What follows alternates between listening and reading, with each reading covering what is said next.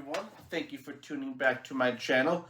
As you can probably tell, I'm a huge Cosmere fan. However, there are some gripes my fellow Cosmere Brandon Sanderson fans and I might have some disagreements with. And of course, this will contain minor spoilers. I'll try to keep away from big ones, but no promises. Anyway, without further ado, let's get on to hot take number 1. I would prefer a Stormlight adaptation over a Mistborn adaptation. Why? Because I think Stormlight is more epic, grand, with much more detailed world building and character development. And obviously, don't get me wrong, Mistborn is exciting too with its magic systems and characters like Ven, Kelsier, Tensoon, Sazed, and you name it. They're pretty great characters, and I do agree that Mistborn would make an epic trilogy on the large screen, and honestly, a Mistborn movie would probably come out before a Stormlight Archive series. But, back to Stormlight. I do think, yes, it would be better as a TV series because these books are so long and epic in scope. It'd be way too hard and time-consuming to make them into movies. And I could see each book being 1, perhaps 2 seasons, or for a movie it'd probably have to be 3 or 4. And on top of that, as I mentioned, Stormlight are long books. I like long books. Who doesn't like long books? So that is why I think a Stormlight Archive would be preferred, at least in my humble opinion, to Mistborn. However, as we get on to adaptations, I actually never considered this, though I have saw several YouTubers who think this way, and I wish I could remember their names. I can't. Please let me know in the comments below if you know which YouTubers I'm talking about. But they mentioned Stormlight adaptation could be animated, and honestly, I never considered that. But as I think about it, the Spren and the surges could look awkward or badly done, or perhaps uncanny valley, in a live action with a producer or director who is incompetent, doesn't know what they're doing, or simply there as a money grubber and not there because they actually want to make a good story and love the source material. And yeah, just being animated could be fun and cool. I'm honestly curious to see what you all think about those in the comments. Would you prefer a live action Stormlight or an animated Stormlight? Or would you actually prefer a Mistborn? Again, I think it's more likely a Mistborn adaptation would come out first, and I would love to see a movie on that and see which actress they cast for Ven and what actors they cast for Sazed and Kelsier. Although, please let me know your takes on who you think should play them, or characters from Stormlight such as Kaladin, Dalinar, Navani, Renarin, Tuft, you name it. And there we go, my first hot take. Probably not too controversial, maybe a little bit, but I trust you all let me know. And with that out of the way, let's get on to hot take number 2. Mistborn Era 2 is better written than Mistborn Era 1, but has a worse story. Or perhaps in a more positive way, Mistborn Era 1 has a better story. Now what I mean by that is, sure, Era 2 is more cleanly written, it flows together, and the prose is much more crisp than Era 1, but Mistborn Era 1 has a more in-depth and epic story, and I just love the setting with the evil Dark Overlord 1.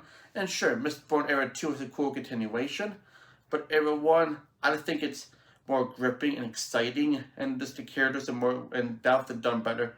Granted, saying Era 1 is better probably isn't a hot take, since, at least as far as I know, most people prefer Era 1. But I do think the hot take comes in to say that Era 2 is better written, but lacks in story and characters, which, at least from what I understand, some people seem to think better written equals better story, but that's not necessarily the case.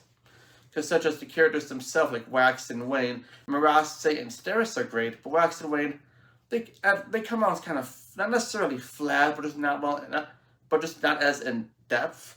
And while, sure, Wax gets a lot of character development in Shadows of Self, and Wayne gets a lot of character development in The Lost Metal, overall, Era 1 does better with characters. And some of that could be because Brandon intended Alloy of Law to be a standalone book, and he never intended to make it a series, so honestly, that's probably where some of it comes from. Don't get me wrong, I don't mind Era 2.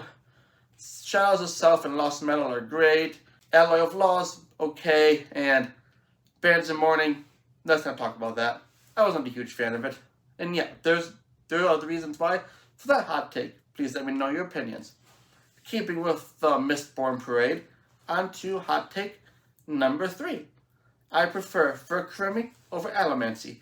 Now, sure, Alamacy's fun. You can push and pull on metal, dampen or inflame people's emotions. I don't want to call it basic because it's not boring, it is interesting.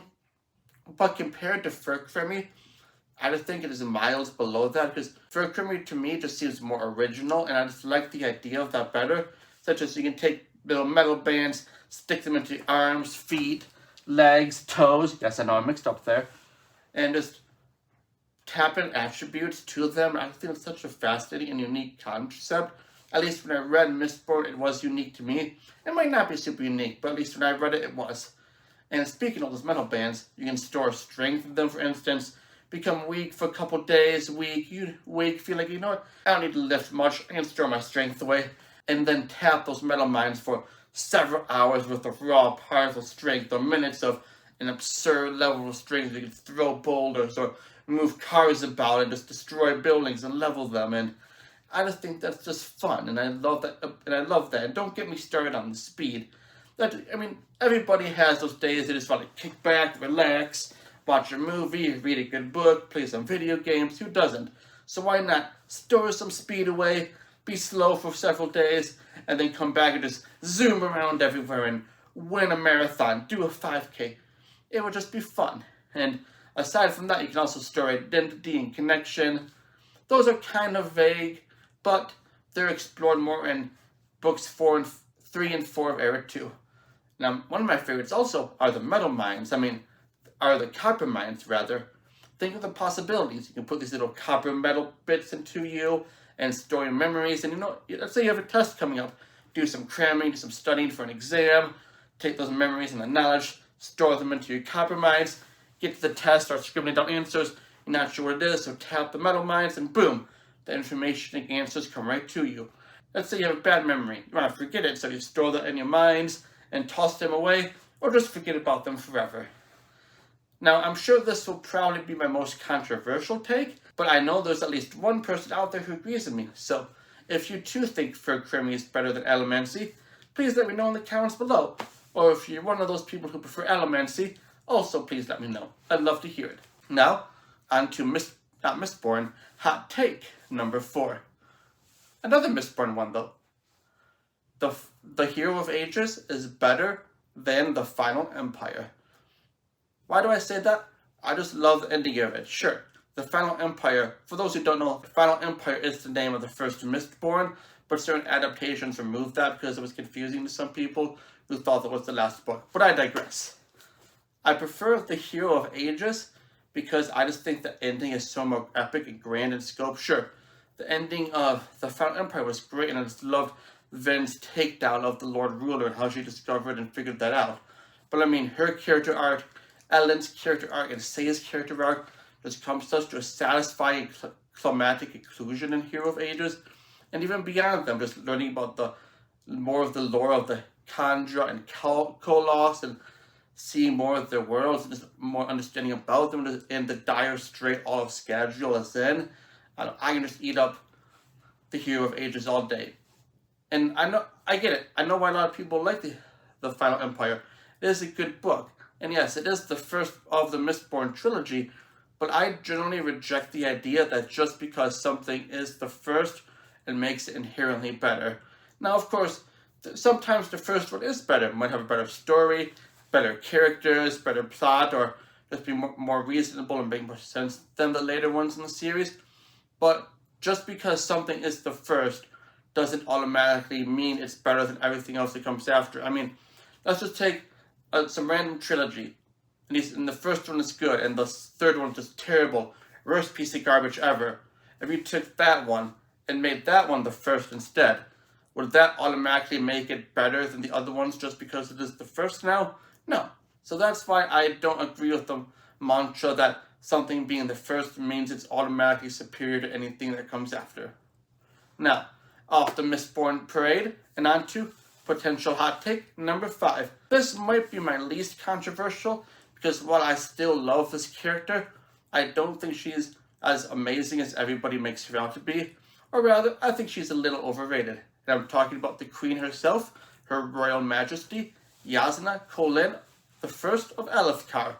Now, don't get me wrong, Yasna is a cool character. I love how smart she is and her determination to always learn more and understand things in a natural and realistic way. And I especially enjoy that when she is wrong, it doesn't make her out to be an idiot or a fool. It's just that she doesn't have enough information, and she doesn't get angry when she is wrong. She just recognizes that she's wrong, and she has to keep studying and keep researching. And beyond that, I enjoy the little tidbits into her backstory and her relationship and banter with Wit/Hoyd and Oathbringer and the Rhythm of War. I think that's fun and interesting. I really enjoy that dynamic. However, I would not rate Yasna in my top 5 Stormlight characters or even my top 10 Cosmere characters, because honestly there's so many characters more interesting than her or have the potential to be more interesting than her, such as Venli and Leslie. I prefer Yasna over them, but I do think they both have the potential to become more interesting than her, especially Leslie, especially her, because just her story of being infused, and if we get more information and background into what it was like when she first became the Fused, when she first became the Fused, or her struggle against the humans.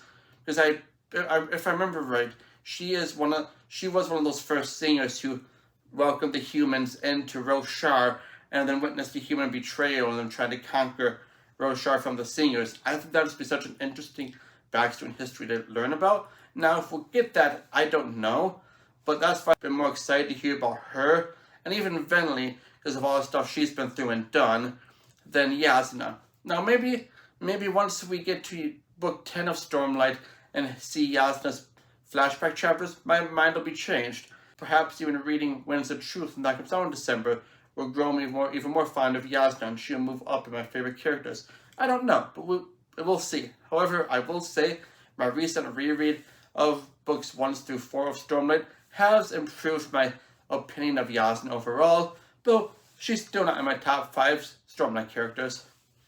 Now, on to potential hot take number 6. Of the 4 secret projects, I believe Sunlit Man is the best. Now, for those who don't know, there are 4 secret projects. Brandon wrote them in a year. One of them isn't in the Cosmere, so it doesn't count. There is actually a 5th one coming out, but that wasn't written in the year those 4 were. It's called Aether Nights.